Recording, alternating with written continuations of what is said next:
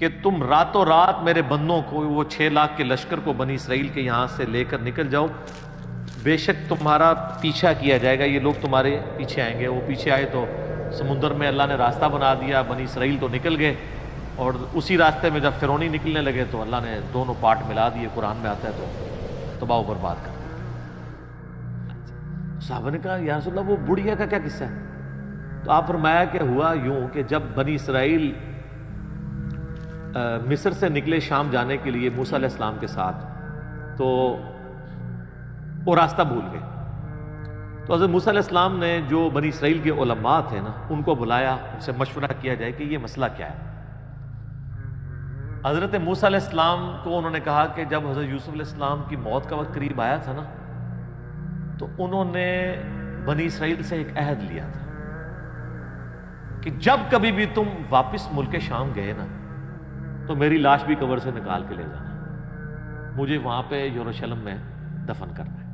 ان کا اچھا ٹھیک ہے جی بتاؤ قبر کی طرح، ان کا جی قبر بھی نہیں پتا ہمیں۔ انہوں نے کہا جی ایک بڑھیا ہے جس کو قبر کا ایڈریس پتا ہے، لیکن وہ کہتی ہے کہ موسیٰ کو میرے پاس خود بھیجو، میں اس کے ساتھ نیگوشیشن کروں گی تو جگہ بتاؤں گی قبر کی۔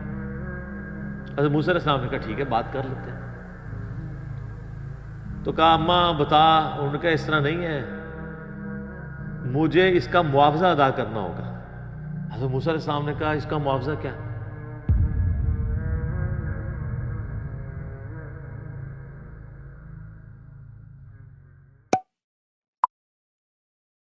ایسے تو نہیں ہوتا ہے۔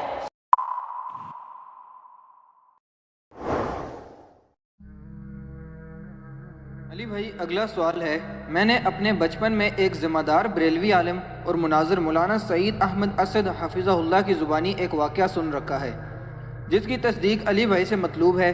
کیا یہ واقعہ درست ہے کہ سیدنا موسیٰ علیہ السلام جب مصر سے شام کے لیے نکلے تو اپنے ساتھ حضرت یوسف علیہ السلام کا جسم مبارک بھی قبر اقدس سے نکال کر ہجرت کو روانہ ہوئے تھے؟ پلیز وضاحت فرما دیں۔ دیکھیں جی جو سعید احمد اسد صاحب ہیں نا جی حفظہ اللہ تعالیٰ، ان سے میری ملاقات بھی آپ کو پتہ ہے فیصل آباد میں۔ یہ بریلوی مکتب فکر کے چند ایجوکیٹڈ علماء میں سے۔ مجھے صحیح طرح یاد ہے کہ 1996 میں، یعنی آج سے 24 سال پہلے، جب میں انجینئرنگ یونیورسٹی میں سیکنڈ ایئر میں پڑھتا تھا، تو ویکینڈز پہ میں گھر آیا کرتا تھا، تو ان کی ایک میلاد کے موقع کے اوپر تقریر تھی۔ اس تقریر میں نے پہلی دفعہ شیخ ناصر الدین البانی رحمہ اللہ تعالیٰ کا نام ان کے منہ سے سنا تھا۔ میں خود بھی اس وقت کٹر بریلوی تھا، تو مجھے یاد ہے کہ سعید اسد صاحب اس وقت کہتے تھے، اس وقت داڑھی بھی ان کی کالی تھی، کہ اس وقت البانی صاحب بھی زندہ تھے۔ البانی صاحب فوت ہوئے 1999 تو کینسن اور سعودیہ چیک بیٹھے ہیں نا دا، ٹھیک ہے، تو حالانکہ وہ ان کا بھی کوئی نہیں ہے۔ آپ اس نے اہل بیت کی محبت میں جو احادیث جمع کی ہیں نا، تو میں نے آپ کو بتایا کہ عنقریب اس کو بھی یہ رافضی کہہ دیں گے، وہ ان کا نہیں تھا، وہ اللہ اور اس کے رسول کا ماننے والا تھا، بڑا محب اہل بیت بنا تھا رحمہ اللہ تعالی۔ تو البانی صاحب کا تعارف میں نے پہلی دفعہ ان سے سنا۔ میں نے بھی سعید احمد اسد صاحب سے یہ والی حدیث خود سنی تھی۔ خیر اس وقت تو مجھے اتنا آئیڈیا نہیں تھا حدیث کی کتابوں کا۔ بہرحال یہ جو حدیث انہوں نے بیان کی ہے نا، اس واقعے کا ذکر کیا، یہ بالکل صحیح سند سے ثابت ہے، اور یہ بڑا انٹرسٹنگ واقعہ ہے۔ یہ واقعہ آپ کو المستدرک للحاکم میں بھی مل جائے گا صحیح سند کے ساتھ۔ امام حاکم نے اس حدیث کو امام بخاری کی شرط پہ صحیح کہا ہے، امام ذہبی نے بھی ان کی موافقت کی ہے۔ یہ حدیث جو ہے وہ مسند ابی یعلا میں بھی موجود ہے صحیح سند سے، صحیح ابن حبان کے اندر بھی موجود ہے۔ یہ حدیث تفسیر ابن کثیر میں بھی موجود ہے۔ تفسیر ابن کثیر میں جو سورہ الشعراء کی آیت نمبر 52 ہے نا، حضرت موسیٰ علیہ السلام کے بارے میں آتا ہے نا کہ اللہ تعالیٰ فرماتا ہے کہ ہم نے ان کی طرف وحی کی تھی، وَأَوْحَيْنَا إِلَى مُوسَىٰ أَنْ أَسْرِ بِعِبَادِي إِنَّكُمْ مُتَّبَعُونَ، ہم نے موسیٰ کو وحی کی کہ تم راتوں رات میرے بندوں کو، وہ 6 لاکھ کے لشکر کو بنی اسرائیل کے یہاں سے لے کر نکل جاؤ، بے شک تمہارا پیچھا کیا جائے گا، یہ لوگ تمہارے پیچھے آئیں گے۔ وہ پیچھے آئے تو سمندر میں اللہ نے راستہ بنا دیا، بنی اسرائیل تو نکل گئے، اور اسی راستے میں جب فرعونی نکلنے لگے تو اللہ نے دونوں پارٹ ملا دیے، قرآن میں آتا ہے، تو تباہ و برباد کر دیا۔ تو اس آیت کے کانٹیکسٹ میں یہ سورہ الشعراء پارہ نمبر 19 آیت نمبر 52 کے کانٹیکسٹ میں امام ابن کثیر اس حدیث کو لے کے آئے ہیں جو حاکم کے اندر موجود ہے کہ نبی صلی اللہ علیہ وآلہ وسلم کسی گاؤں ایریا میں تشریف لے گئے تو وہاں پہ ایک دیہاتی شخص تھا، اس نے آپ صلی اللہ علیہ وآلہ وسلم کی مہمان نوازی کی۔ آپ بڑے خوش ہوئے، آپ نے اٹھتے ہوئے فرمایا کہ کبھی موقع ملے تو تم ہمارے پاس بھی آنا، دعوت دے دی۔ اس کے لیے تو آنر کی بات تھی۔ کچھ عرصے بعد وہ نبی علیہ السلام کو ملنے کے لیے آیا، آپ صلی اللہ علیہ وآلہ وسلم نے اس کی خوب مہمان نوازی کی، ایک تو بدلہ اتر گیا۔ پھر آپ نے اینڈ پہ فرمایا مانگ کیا مانگتا ہے؟ اس نے کہا یا رسول اللہ ایک اونٹ چاہیے جس پہ میں اور میرے گھر والے سواری کر لیں، ہاں اس پہ کجاوا بھی ہونا چاہیے، یعنی اچھی سیٹیں لگی ہوئی ہوں، اور 2-4 بکریاں مل جائیں جن کا دودھ دو کہ میں اپنا اور اپنا فیملی کا سلسلہ چلا لوں۔ یار اس زمانے میں بس سبسسٹنس لیول پہ یہی لائف گزارنے کا ذریعہ ہوتا تھا۔ یہ آج کل تو ہم جو لائف گزار رہے ہیں نا، یہ اس وقت کا امیر آدمی بھی نہیں تھا گزار سکتا۔ گندم کے دانے، سال کے دانے پورے ہو جائیں، دودھ کے لیے بھیڑ بکری رکھی ہیں، اللہ اللہ خیر صلی اللہ، اور کوئی کام ہی نہیں ہے۔ یہ جو آسائشیں ہیں ان کی وجہ سے ہمارے لیے مصیبت کھڑی ہوگی۔ ایک اونٹ اور چند بکریاں مانگی، اور کس سے مانگ رہا ہے؟ اللہ کے نبی سے، جن سے آپ کچھ بھی مانگ سکتے ہیں وہ اللہ سے لے کے دے سکتے ہیں۔ تو نبی اسلام فرمایا اوے تجھ سے تو وہ بنی اسرائیل کی بڑھی اچھی رہ گئی ہے جس نے موسیٰ علیہ السلام سے تو اس سے بہت بڑی چیز مانگ لی تھی۔ صحابہ نے کہا یا رسول اللہ وہ بڑھیا کا کیا قصہ ہے؟ تو آپ فرمایا کہ ہوا یوں کہ جب بنی اسرائیل مصر سے نکلے شام جانے کے لیے موسیٰ علیہ السلام کے ساتھ، تو وہ راستہ بھول گئے۔ تو حضرت موسیٰ علیہ السلام نے جو بنی اسرائیل کے علماء تھے نا، ان کو بلایا، ان سے مشورہ کیا جائے کہ یہ مسئلہ کیا ہے۔ تو انہوں نے پھر بتایا کہ حضرت بات یہ ہے کہ حضرت یوسف علیہ السلام، حضرت یوسف علیہ السلام کی نسل سے تھے نا، آگے بنی اسرائیل میں سے تھے نا حضرت موسیٰ علیہ السلام۔ ان دونوں کے درمیان آلموسٹ 1400 سال کا فاصلہ ہے، حضرت یوسف اور حضرت موسیٰ علیہ السلام کے درمیان۔ تو حضرت موسیٰ علیہ السلام کو انہوں نے کہا کہ جب حضرت یوسف علیہ السلام کی موت کا وقت قریب آیا تھا نا، تو انہوں نے بنی اسرائیل سے ایک عہد لیا تھا کہ جب کبھی بھی تم واپس ملک شام گئے نا، کیونکہ اصل ان کا وطن تو شام تھا، وہ تو حضرت یوسف علیہ السلام سورہ یوسف میں آتا ہے نا کہ بکھ کے وہاں تک پہنچے، پھر اللہ نے وہاں ان کو مرتبہ دیا تو بنی اسرائیل وہاں پہ شفٹ ہو گئے۔ لیکن یاد تو اپنے وطن کی ستاتی تھی، ان کو یہ بھی پتا تھا کہ اللہ نے وحی کے ذریعے بتایا ہوگا کہ الٹیمیٹلی آپ ابراہیمی مسکن کی طرف دوبارہ جائیں گے۔ تو انہوں نے یاد لیا تھا کہ جب تم لوگ یہاں سے شفٹ کرو نا تو میری لاش بھی قبر سے نکال کے لے جانا، مجھے وہاں پہ یروشلم میں دفن کرنا ہے جو میرا آبائی جگہ ہے۔ حضرت موسیٰ علیہ السلام نے کہا او ہو یہ تو پھر ہمیں راستہ نہیں ملے گا، یوسف علیہ السلام کو نال کھڑنا پڑنا ہے کیونکہ اللہ کی طرف سے ہو رہا تھا۔ ان کا اچھا ٹھیک ہے جی بتاؤ قبر کی طرف، ان کا جی قبر بھی نہیں پتا ہمیں، کیونکہ اس زمانے میں مزار نہیں ہوتے تھے، پوائنٹ ٹو بی نوٹڈ، مزار تو نہیں۔ اور یوسف علیہ السلام تو بہت بڑی شخصیت تھے، ان کا بہت بڑا مزار ہونا چاہیے تھا، وہاں وزیر خوراک رہے تھے وہ۔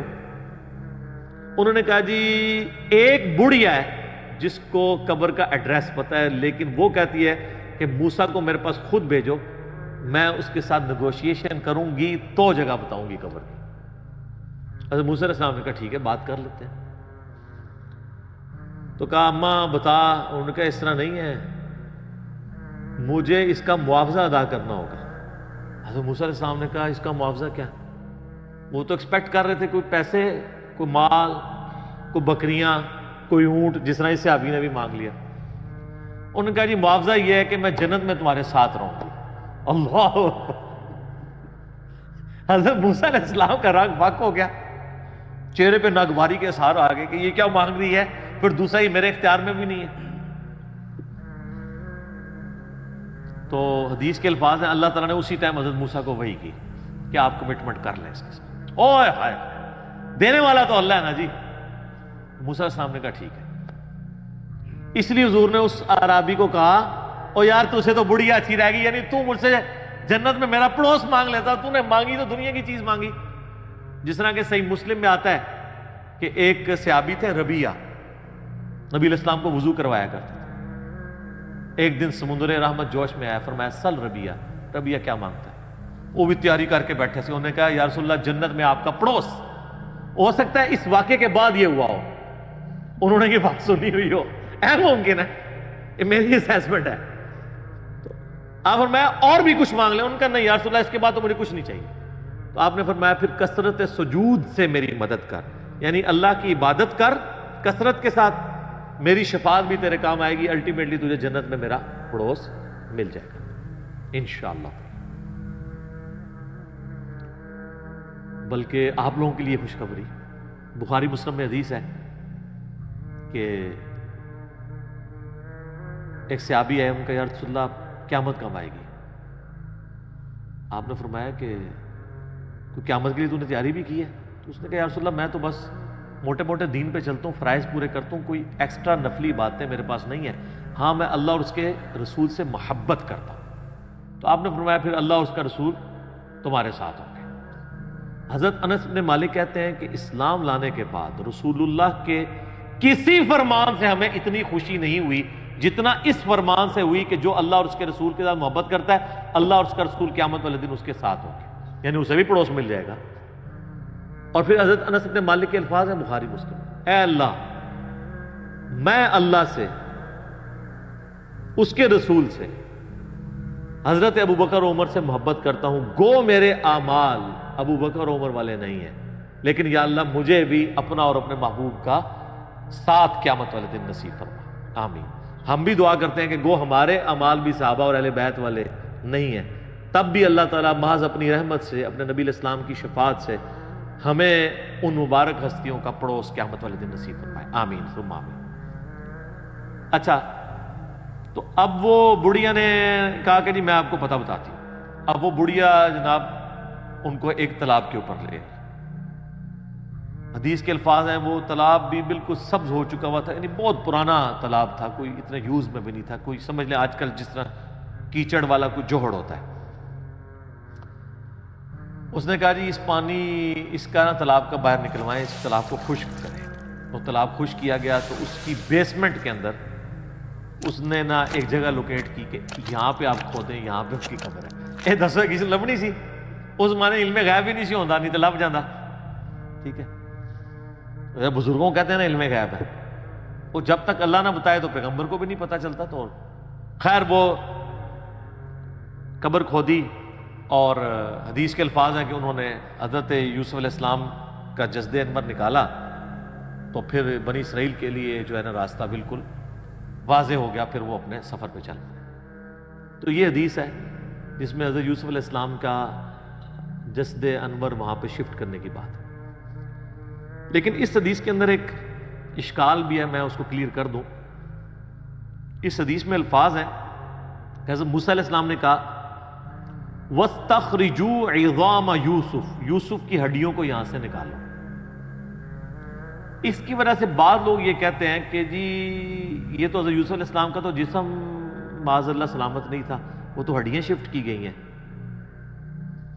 شیخ البانی رحمہ اللہ تعالی سلسلہ احادیث صحیحہ میں لکھتے ہیں کہ میں بڑا عرصہ پریشان رہا کہ ہمیں تو صحیح احادیث کی روشنی میں یہ بات پتہ ہے, ایون قرآن سے بھی اشارہ ملتا ہے, میں بعد میں بتاتا ہوں آپ کو, کہ انبیاء کے جسموں کو مٹی نہیں کھاتی ہے.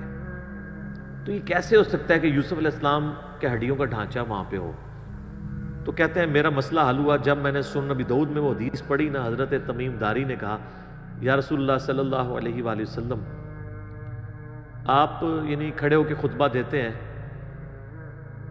تو میں آپ کے لیے ایک ممبر نہ تیار کروا دوں جس پہ آپ بیٹھ کے تھوڑی دیر آرام کر لیا کریں.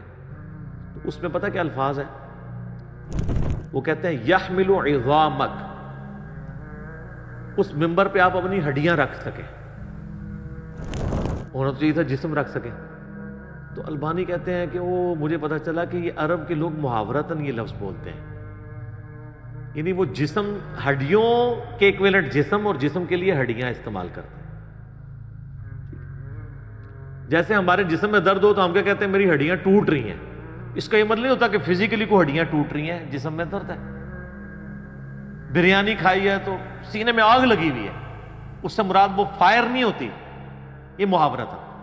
تو کہتے ہیں اس صحابی نے یہ بھی کہہ سکتا تھا یا رسول اللہ جس پہ آپ آرام کر سکیں, اس نے لفظ کیوں استعمال کیے کہ یحمل عظامک, آپ کی ہڈیاں, آپ اپنی ہڈیاں اس پہ رکھ سکیں.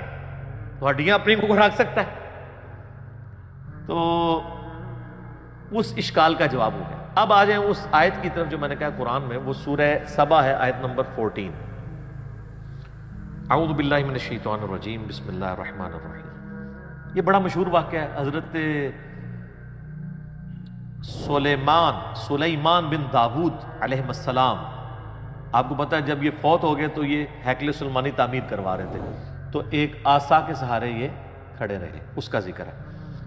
فلما قضینا علیہ الموت, جب ہم نے ان پر موت وارد کر دی, ما دلہم علی موتہ الا دابۃ الارض تأکل من سأتہ, تو ان کی موت کی خبر نہیں دی مگر اس زمین کے کیڑے نے جو ان کے عصا کو کھا گیا. اب وہ عصا کے سہارے, ظاہر کرسی بھی بیٹھے ہوں گے, یوں کر کے سہارا لیا ہوا ہوگا, جس سے فیل یہ ہو رہا تھا کہ وہ زندہ ہی ہے. لیکن کسی جن کی یہ بھی جرت نہیں ہوئی ہے کہ, روب اتنا تھا کہ کسی کی یہ بھی نہیں جرت ہوئی کہ کہیں فوت ہی نہ ہو گئے ہوں, کہ اٹھ کے نماز بھی نہیں پڑھ رہے, کتنے دنوں سے جسم اسی طریقے سے ہے, اتنی بھی ان کی جرت نہیں تھی, ڈرتے تھے. فلما خر, جب ان کا جسم نیچے آیا, یعنی کیا ہوا کہ وہ دیمک جو ہے نا اس کو چاٹ گئی. تو سر دیمک ایک دن میں نہیں چاٹتی,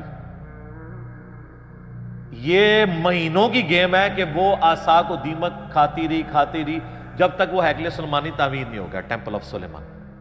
تو قرآن کہہ رہا ہے کہ حضرت سلیمان علیہ السلام اس کے سارے پہ رہے, تو اس کا مطلب ان کا جسم بھی سلامت, فریشنس بھی سلامت, آنکھوں کی چمک بھی سلامت, سب کچھ. ادروائز تو ان کو شک پڑ جاتا.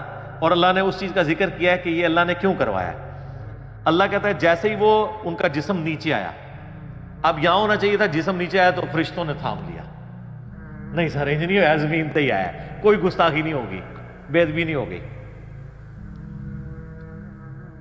تبینت الجن ان لو کانوا یعلمون الغیب, اس سے جنوں کے اوپر یہ حقیقت کھل گئی کہ اگر وہ غیب کا علم جانتے ہوتے, ما لبثوا فی العذاب المہین, تو اتنے بڑے عذاب کو نہ وہ کاٹتے کہ کتنے مہینوں سے وہ حضرت سلیمان کے ڈر کی وجہ سے اتنے بڑے بڑے پتھر اٹھا کے ہیکل سلیمانی تعمیر کر رہے تھے. اگر ان کو پتا چلتا کہ 8-9 مہینے تو یہی کام ہو رہا ہے.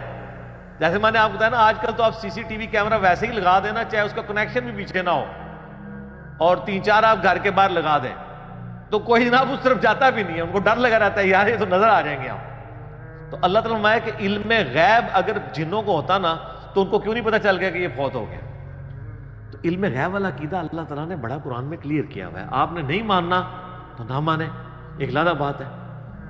جنات سے جتنی بھی خبریں کائنوں تک پہنچتی ہیں نا, وہ قرآن حکیم میں بھی آیا ہے, بخاری مسلم میں اس کی ڈیٹیل موجود ہے. وہ فرشتوں کی ڈسکشن کے ساتھ کچھ باتیں اچک لیتے ہیں تو وہ چلی جاتی ہیں, باقی بخاری مسلم کے الفاظ ہیں, وہ 100 باتیں اس میں اور ملا کے کائنوں کے دماغ میں ڈالتے ہیں اور وہ آگے پھیلا دیتے ہیں. باقی جو پاسٹ ٹینس کا واقعہ اگر کوئی جن بتا دیتا ہے نا تو وہ غیب کی بات نہیں ہے, کیونکہ پاسٹ ٹینس میں جو چیز ہو چکی وہ تو علم میں آ گئی نہیں. یعنی اگر میں کہوں کہ ذوالفقار علی بھٹو پھانسی چڑھ چکے ہیں, تو میرے زمانے میں تو نہیں چڑھے, میری پیدائش سے وہ پہلے چڑھے میں پھانسی. تو یہ نہیں میں نے دیکھا ہے, لیکن یہ خبر آج کی ڈیٹ میں درست ہے, لیکن مستقبل کی خبر کوئی نہیں دے سکتا. اور یہاں تو ان کے سامنے تھا, ان کو نہیں پتا چلا جب تک کہ وہ نہیں. تو یہ آیت بھی اس بات کا ثبوت ہے کہ انبیاء کے جسم سلامت رہتے ہیں ان کی وفات کے بعد, ورنہ تو ڈیکمپوز ہو جاتا ہے. 2 دن سے زیادہ تو نکالتے ہی نہیں, اتنی بدبو آنا شروع ہو جاتی ہے. باقی اس کو سپورٹی وہ حدیث ہے جو سنن ابی داؤد میں، سنن نسائی میں اور سنن ابن ماجہ میں ہے، مشکات میں موجود ہے، سیدنا اوس بن اوس رضی اللہ تعالیٰ عنہ سے کہ نبی علیہ السلام نے فرمایا کہ جمعے کا دن جو ہے وہ تمہارے ایام میں سب سے بہتر ہے، اسی دن آدم علیہ السلام پیدا ہوئے، اسی دن وہ فوت ہوئے، اسی دن سور پھونکا جائے گا، تم جمعے کے دن کثرت کے ساتھ مجھ پہ درود پڑھو، بے شک تمہارا درود مجھ پہ پیش کیا جائے گا۔ تو صحابہ نے کہا کہ یا رسول اللہ، جب آپ مر جائیں گے اور آپ کی ہڈیاں مٹی میں گھل مل جائیں گی، ذرا الفاظ سنیں، اس زمانے میں اس طرح گستاخی کا فتویٰ نہیں لگاتا تھا، جواب دیے جاتے تھے، تو آپ پہ درود کیسے پیش ہوگا؟ یہ تو نیچرل پروسیس ایسا ہوگا۔